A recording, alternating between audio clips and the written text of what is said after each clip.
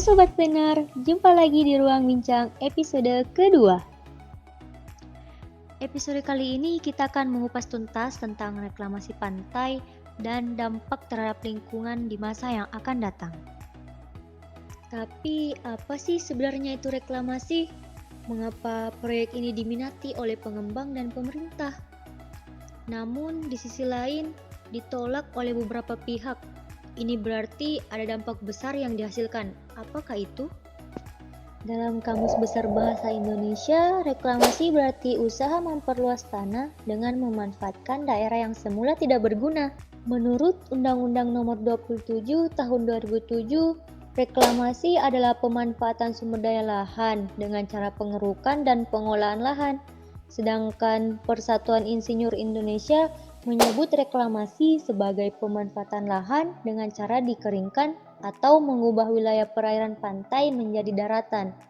Artinya, reklamasi adalah pembuatan daratan baru dari dasar laut atau sungai yang bisa dimanfaatkan untuk berbagai hal. Lalu, bagaimana proses reklamasi tersebut?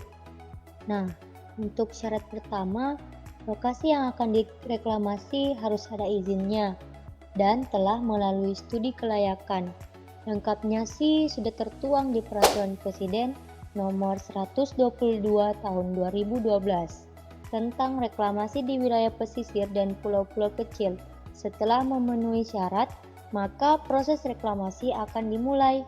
Ada dua teknik reklamasi, yang pertama dan tertua, yaitu sistem ini mulanya dibuatkan tanggul yang akan direklamasi agar air tidak masuk kembali ke area yang dimaksud.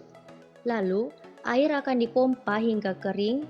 Cara ini telah dilakukan Belanda sejak ratusan tahun lalu. Yang kedua yaitu menimbun lahan yang akan direklamasi. Adapun bahan material yaitu timbunan berupa pasir dan tanah bersumber dari endapan di dasar laut, yang kemudian dikeruk dan diangkut menggunakan kapal tongkang yang disebut dengan hopper drogger, lalu dibawa ke lokasi timbunan untuk dipadatkan. Cara ini lebih populer di Indonesia karena lebih efisien. Lalu, berapa banyak pasir yang dibutuhkan sesuai luasan reklamasi? Tentunya di pulau buatan Palm Island di Dubai melebihi 808 bola dan membutuhkan 94 meter juta kubik pasir dan 7 juta ton batu. Untuk reklamasi kawasan Pantai Losari yang ada di Makassar pada tahun 2017 hingga 2018 membutuhkan material timbunan sebanyak 22 juta meter kubik dari Laut Takalar. Tapi proses reklamasi yang diinginkan tidak semulus pengembang dan pemerintah inginkan. Seiring perjalanan kapal pengeruk, sayup-sayup terdengar suara penolakan semakin membahana seiring makin banyaknya pasir yang diangkut.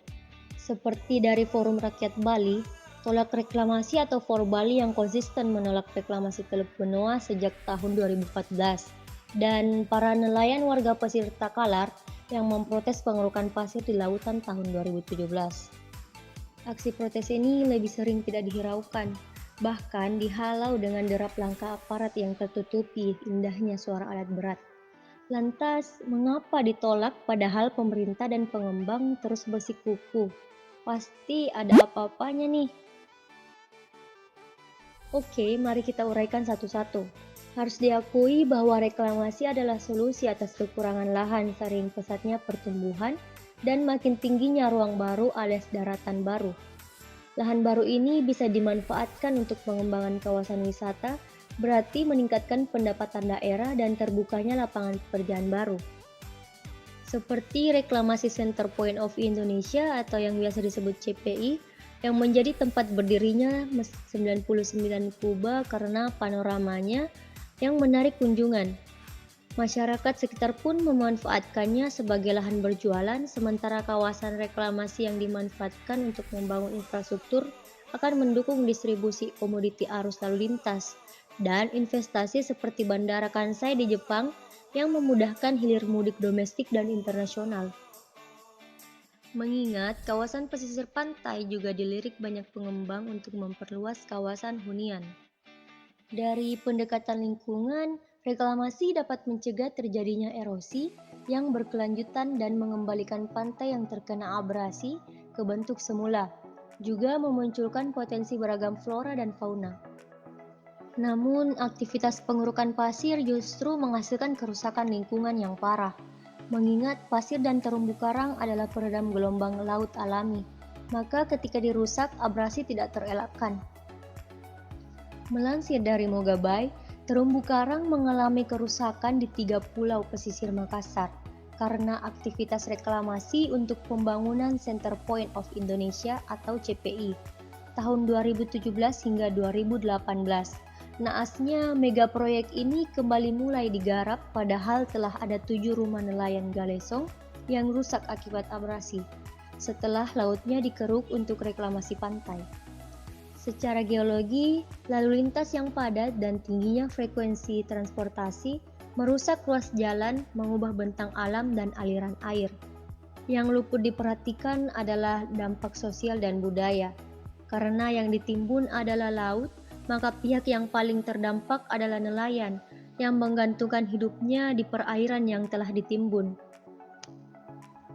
Nelayan tradisional yang wilayah tangkapnya dihilangkan bisa kehilangan sumber penghidupan dan kadang harus beralih profesi menjadi semakin berpaling.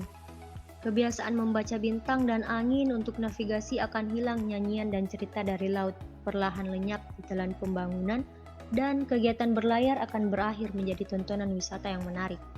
Lantas, reklamasi sebenarnya untuk siapa dan apa? Tidak cukupkah daratan di bumi untuk kita bertempat tinggal, bercinta dan makan? Yang terpenting adalah apa yang akan terjadi jika reklamasi terus dilakukan. Bukankah itu berarti seluruh lautan akan ditimbun? Apakah seluruh daratan saling sambung menyambung? Lalu jika terus menimbun, apakah pasir di laut akan habis dikeruk? Lautan lebih bahari dan gunung-gunung kita lebih dulu berhubungan dekat dengannya. Apakah kita telah berpaling setelah menjelajah bersamanya? Kita mulai merusak tapi berharap agar matahari terbenam cantik di ufuk barat sana. Sampai di sini dulu ya guys. Sampai jumpa di next episode.